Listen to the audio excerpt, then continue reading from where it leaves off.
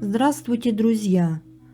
И еще, у меня есть одно объявление для тех, кто не хочет потерять из виду этот канал в случае закрытия Ютуба. Периодически время от времени ходят слухи, что Роспотребнадзор подумывает о том, чтобы закрыть Ютуб для россиян, и вроде даже будут наказывать за использование VPN. Хорошо, если это только слухи. И чтобы не потерять этот канал и в дальнейшем продолжать слушать мистические истории в моей озвучке, подписывайтесь на мои каналы на Рутубе и Яндекс.Дзене, ссылки на которые я оставлю в комментарии под этим видео. Эти платформы точно не закроют для россиян, потому что они русские. Приятного вам прослушивания!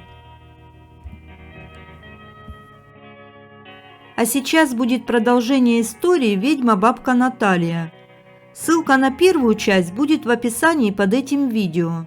Итак, вторая часть. Она называется «Последняя встреча». Как-то раз летом у меня на работе намечался аврал. Предстояло примерно месяц проработать с 8 до 20 без выходных. Поступил крупный заказ. Клиент требовал выполнить работу в кратчайшие сроки. Такое бывало частенько. В выходной утром я приехал к Наталье, чтобы починить замок на ее калитке. Управился за полчаса и предупредил, что в следующий раз приеду не скоро. И вот начались тяжелые трудовые будни. Работы было очень много. Прошел уже месяц, а просвета все не было видно. Жизнь шла по графику, работа-дом, дом-работа. И едва хватало времени, чтобы выспаться. Сил ни у кого уже не было. И всех угнетало однообразие и монотонность всего происходящего. В один из таких вот дней, рано утром, когда мы только начали работать, на предприятии отключили электричество. В цехах сразу стало необычно тихо. Все вышли и собрались в курилке. Потом пришел главный энергетик и принес в руке жменю каких-то горелых перьев. В трансформаторной будке кто-то из электриков не закрыл плотно дверь. И ночью туда залетела сова, которая замкнула электрическую цепь на себя. У электриков сразу появилась работа на весь день, а у нас намечался выходной. Так и получилось. Начальница отпустила всех домой. Кто-то даже предложил поставить на территории предприятия памятник неизвестной сове. Я ехал домой и думал, как сейчас завалюсь спать. Но в голове вертелось необъяснимое желание навестить Наталью. И чем ближе я подъезжал к дому, тем сильнее оно становилось. Постепенно я начал понимать, что желание это не мое. Оно было каким-то навязанным. Мне вовсе не хотелось никуда ехать. Дико хотелось спать. Дома, пролежав у телевизора около часа, я уже не мог бороться с этим желанием. Съездить к бабке. Оно нарастало, как снежный ком, становясь похожим на какую-то ломку. На улице была жара, и ехать я решил на мотоцикле. Бабку я застал сидящей на лавочке возле двора, и только я заглушил мотоцикл, Наталья сразу же обратилась ко мне. «Ну, наконец ты приехал. Я уже жду тебя, а ты все не едешь. Это я за тобой посылала». «Кого вы за мной посылали?» – спросил я Наталью. То, что она мне ответила, я оставлю в тайне. Выяснилось, что квартальная требует скосить высокую траву вокруг двора. Я огляделся. Бурьян и вправду вымахал по пояс. «А коса у вас есть?» – спросил я. «Пойди там сарайки возьми», – сказала Наталья. В сарае среди ржавых граблей и лопат на высохших черенках я обнаружил довольно ухоженную косу, кем-то заботливо наточенную, до состояния бритвы. Видно было, что коса находилась в умелых руках. Посередине держака, как старинный манер, была приделана дополнительная ручка. «Наверное, уже кого-то одолжила», – подумал я. С бурьяном я справился за час и присел на лавку рядом с Натальей. «Вот скажи мне, почему ты не слушаешь свою мать?» – спросила бабуля. «Зачем ты ездишь на этом мотоцикле? Тебя ж мать просит не ездить на нем. Ты из дома уезжаешь, а она места себе не находит. Избавься ты от него». Это действительно было так. Мама все время просила меня продать этот мотоцикл. Впоследствии череда неприятных дорожных событий все-таки заставили меня задуматься о его продаже. Яву я продал. Я еще немного посидел с бабулей на лавке, рассказал ей про работу, которая никак не заканчивается, и про свою усталость. Она все прекрасно понимала и быстренько отправила меня домой. С Натальей я тогда так и не попрощался, потому что не знал, что эта встреча станет последней. В тот день выспаться мне так и не удалось. Я лежал на диване и в тишине думал о ней. Думал о том навязчивом желании, которое заставило меня к ней приехать. В голове вертелись разные мысли. Перед глазами мелькали угрюмые лица ныне покойных алкашей. И мне представилось, что не без помощи Натальи они покинули этот мир. Хотя кто его знает.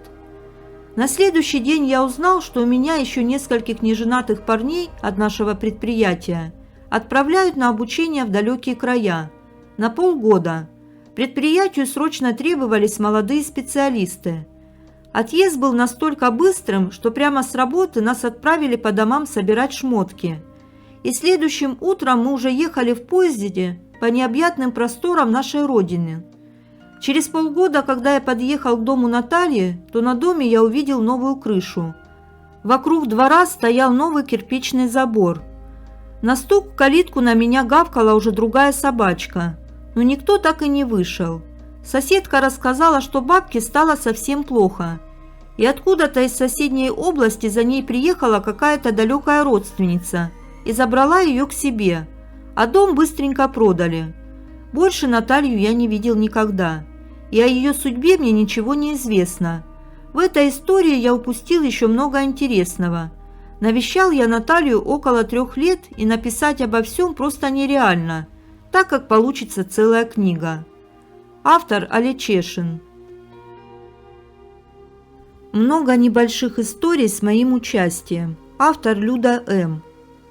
Расскажу несколько небольших историй, которые видела или слышала сама. История первая. Возраст не помню, сколько мне было. Помню, что всегда просыпалась ночами и долго не могла уснуть. Спали мы с сестрой на одной кровати, а кровать родителей стояла буквой «Г» в ногах к нашей. Мы жили в так называемом вагончике. Места было мало, и шифоньер стоял так, что немного закрывал нашу с сестрой кровать со стороны головы. Лежу как-то ночью, опять не сплю. Напротив окно, в которое я всегда смотрела. Снизу занавесочка прикрывает, а сверху типа тюль, такая короткая и прозрачная. Вот туда и смотрела все время. И тут поворачиваю голову и вижу, из-за шкафа выглядывает нечто вроде как двоюродная сестра. А вместо головы козья голова, рога и борода. Дальше не помню ничего. Возможно, это был детский сон или детское видение, потому что лет мне было мало. Утром рассказала родителям, они похихикали, убедились, что только дитю не приснится. А как-то забылось это все.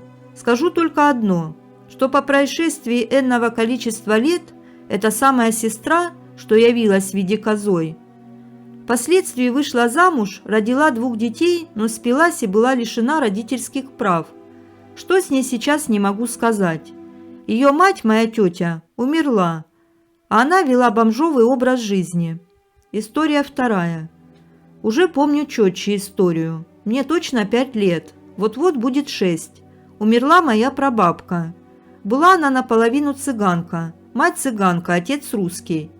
Смерть восприняла я тогда как-то само собой разумеющееся. Не боялась. Подходила к гробу, поправляла на лице прабабки кусочки лука.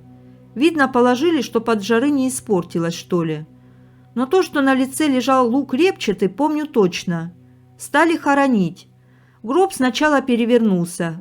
Потом, когда все опять уложили, стали в могилу опускать. Сорвалось полотенце, на котором гроб несут и в могилу потом опускают. Гроб грохнулся в могилу. Опять беспорядок. Какой-то мужчина прыгнул в могилу и все там поправил. Закопали. Пришли домой поминать. Дело в деревне было, как вы поняли. Тут же за поминальным столом умирает сосед. Не старый еще. Совпадение? История третья. Теперь мне 13 лет. И умирает моя горячо любимая бабушка. Быстро. Эту смерть я принять не могла. Я не верила в ее смерть, я не верила, что без бабушки можно жить. Она не дождалась меня всего 2 недели. 2 недели, я бы снова ее увидела. Я не подходила к гробу. Я стояла у порога и видела только ее ноги и немного ее нос. Все говорили, что у бабушки были открытые глаза, и их никак не могли закрыть. Я не видела, не знаю. На могиле я тоже не смогла подойти попрощаться. Я стояла вдалеке. И только когда опустили гроб, кинула землю. Лежим с мамой на печке в бабушкином доме. Я боялась засыпать. После смерти бабушки она всегда снилась мне. И хотела то целовать, то схватить, то подарки дарить. Мне было реально страшно. Но тут вроде мама рядом. Лежу, дремлю. И вдруг в дверь, знаете, щеколда такая на двери в деревнях раньше была. Стук-стук. Мы всегда так стучались, когда приходили. А дверь на засов закрыта. Меня прострелило с ног до головы. Лежу, не дышу. И тут с другой стороны дома, в другую дверь, опять стук-стук. Я маму в бок тычу. Страшно. Она типа сквозь сон. Да спит, и собаки чать бегают. Какие собаки? До щеколды лапами, что ли, доставали? В чулане что-то шебуршиться стало. Чуть дождалась утра. И только спустя много лет мама мне сказала, что сама от страха умирала. Лежала тогда, а делала вид, что спала, чтоб меня не пугать еще больше. 4-я история. Бабушке 40 дней. Соседки-старушки велели поставить муки на стол, миски в большой, а в полночь свет выключить, только свечу оставить. Сидим возле стола, тетки, дочки бабушкины, мама и я. Полночь, выключаем свет. Немного погодя, огонь свечи заплясал на божнице. И тут с угла на угол на улице топот, как кто бежал большими тяжелыми шагами. Топ-топ-топ. С угла на угол. И все прекратилось. Включили свет. В миске с мукой отпечаток типа птичьей лапки. Как птички садятся на песок и остается след. Так и на муке. История 5. Потом было много смертей в родне. Все покойники без исключения снились мне во сне. Кто с просьбами, кто с приветами, кто с каким-нибудь известием. Но эти истории в другой раздел. Здесь писать о них не буду. Я к тому, что к покойникам привыкла, не боялась подходить к гробу, не боялась спать и оставаться в доме одна. Привыкла, что в квартире, мы тогда уже переехали в квартиру, когда я оставалась одна, что-то постоянно щелкает, прыгает, кто-то постоянно говорит или зовет меня. Я поступила в институт. Моя двоюродная сестра вышла замуж за хорошего парня. Только вот жили они недолго. В августе поженились, а уже в феврале он умер от рака. Оказывается, служил в ракетных войсках и попал там где-то под радиацию. Было такое объяснение, как на самом деле никто не знает. Сестра моя двоюродная пребывала в горе, шоке, и уже когда заболел ее муж, стала искать виновного. Типа сглазили или порчу навели. Кому только не ходила. Ну, ходила и обвинила во всем мою маму. Надо сказать, что эта сестра часто ночевала у нас. Мы у них, в общем, такие дружные были. Мама моя была потрясена данным обвинением. Когда умер Андрей, муж сестры, мы никто не пошли на похороны. Но сестра моя родная все-таки решила сходить. Вроде как дружны мы все-таки были. Да и сестра моя тихий человечек. Никому никогда вреда не делала. Даже голос не повышала. Думали, ну ее-то уж не обидят. Пришла она с похорон, да и заболела от стресса. Выгнали ее оттуда и обвинили во всех грехах. Поправилась она, вышла на работу.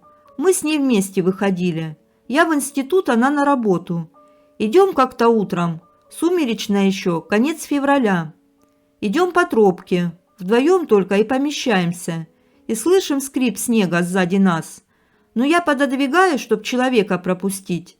Слышу, что прям торопится. Скрип-то рядом. Не обгоняют. Ну, так и дошли до широкой дороги. Тогда мы уж прям с сестрой вместе подвинулись. Никто не обгоняет. Обернулись, нет никого. Стоим, смотрим друг на друга. Она мне выдает. Ты тоже думала, что за нами кто-то идет? Говорю. Да, двигалась несколько раз. Рассказали вечером маме. Говорит, Андрей прощения, наверное, просил за своих. Прошло 40 дней. Мы никто не пошли на поминки. А мне снится сон. Страшная гроза бушует, и Андрей в комнате занавеску закрыл, чтоб эту грозу не видеть, и улыбается, как всегда. Утром маме рассказала, а она мне вечером рассказывает. Мать этой двоюродной сестры очень адекватная женщина. Связи с нами не рвала и общалась всегда с нами. Приходила тетя Лида, рассказывала, что на поминках все передрались, перессорились, а Эл, мою сестру двоюродную вдову, свекровь выгнала из дома и сказала, что больше не приходила, потому что сына ее извела. История 6. Умерла соседка. При жизни она мне очень помогала и жалела меня. Был период в моей жизни очень тяжелый. А накануне я ей 500 рублей дала. Она мне молока каждый день приносила. Детки маленькие были. Молоко козье пили, а у нее козы были. Так вот, умерла она быстро в один день. В обед у меня была, вечером плохо. А на утро уже не стало ее. Горевала я о ней. Укладываю ребяток своих спать, у меня погодки. Старшенького в зале положила и говорю: лежи тихо-тихо, я сейчас Наташку уложу и к тебе приду. Он у меня послушненький такой, молчаливый. Дочка горластая была, все время плакала, укачиваю ее. Ей 8 месяцев, сын к 2 подходит. И слышу в зале топот ножек, туда-сюда, туда-сюда. Дочка головенкой крутит, прислушивается. Положила ее в кроватку. Пошла сына уговаривать, чтоб не бегал. Выхожу, а он спит. Причем крепко так. Дочку уложила наконец-то, выхожу в зал. Прилегла с сыном. В сенях бегает кто-то с крыльца на крыльцо, с крыльца на крыльцо. И тут меня осенило. Говорю: тетя Тая, иди с Богом, не надо мне денег. Успокоилось все. Но это такие яркие истории. Были еще истории, после которых я уверовала в высшие силы. Были истории с моей дочкой, ее рассказы. Были истории моих многочисленных родственников. А уж о снах вообще можно говорить, не переговорить. Просто хочу сказать, что верю во все потустороннее. Верю, что что-то есть недоступное, потому что видела и слышала все сама. Спасибо. Старый дом. Автор Осина, 1784. Хочу вам рассказать историю, которая произошла со мной. Не судите строго, я не писатель. Слушая ваши истории, хочу рассказать свою из жизни. Мы с мужем жили в старом двухэтажном бараке. Поначалу все было обычно, потом начались странности. Вспыхивала электропроводка на моих глазах. Просто сижу, пью чай, из-под обоев пошел дым. Быстро выключила счетчик, отодрала обои. Смотрю, проводка в порядке, но дым идет. Позвонила мужу. Он приехал, говорит, все в порядке. Дом был на 8 квартир. Из рассказов соседей я узнала, что этот дом раньше принадлежал попу. Стоял в другом месте. Его разобрали и перевезли в другое место. Дом деревянный, лиственный. Сплю, лежу. На меня как навалится кто-то. Я ни рукой, ни ногой не могу пошевелить. Страх жуткий. Хочу закричать и не могу. Так происходило несколько раз. Спрашивала мужа, бывает ли у него так же. Он ответил, что нет. С мужем мы тогда только поженились. Поговорила с одной бабулей. Рассказала ей про ночного гостя, который меня давит по ночам. Она мне посоветовала его матюгать. Знаете, ведь помогло. В следующий раз, когда оно начало меня давить, я выдала на русском могучем, что тебе от меня надо, но с 3-этажным матом. Оно отстало, после этого давить меня перестало. Беременная пока ходила, ночью просыпалась, под потолком висит шарик со средний мяч, светящийся. Смотрю на него, и мне не страшно. Спокойно так. Думала, фонарь из окна отсвечивает в комнату. Попросила мужа переставить кровать от окна в другое место. Он переставил. Просыпаюсь ночью. Шар висит напротив шкафа. Свет от фонаря уже точно не попадает. Но на душе так спокойно и не страшно. Я тогда еще подумала, что он такой добрый и оберегает меня. Потом муж сказал, что тоже его часто видел. Соседи, жившие над нами, постоянно разводились. Жили там в основном квартиранты. Въезжает молодая семья. Первое время все у них хорошо. Спустя полгода они дерутся, ссорятся и разводятся. Пока я жила в этом доме, развелось 5 молодых семей. После родов было особенно некогда, и меня никто не трогал. Мне не мешал этот шар. А ночной душитель больше не беспокоил. Но стало происходить странное. Начали приходить мысли о суициде. В семье все хорошо, ребенок чудо, не плачет, кушает, хорошо играем с утра до вечера. Муж золото, ни ссор, ни скандалов. Но мысли такие тяжкие, не нужна ты и все. Стала говорить с бабушкой-соседкой, которая всю свою жизнь в этом доме жила. И она мне такое рассказала, волосы дыбом стали. Говорит, в вашей квартире в основном жили самоубийцы. Сначала семья въехала, жили хорошо, муж, жена, сын. Сначала муж повесился, потом сын.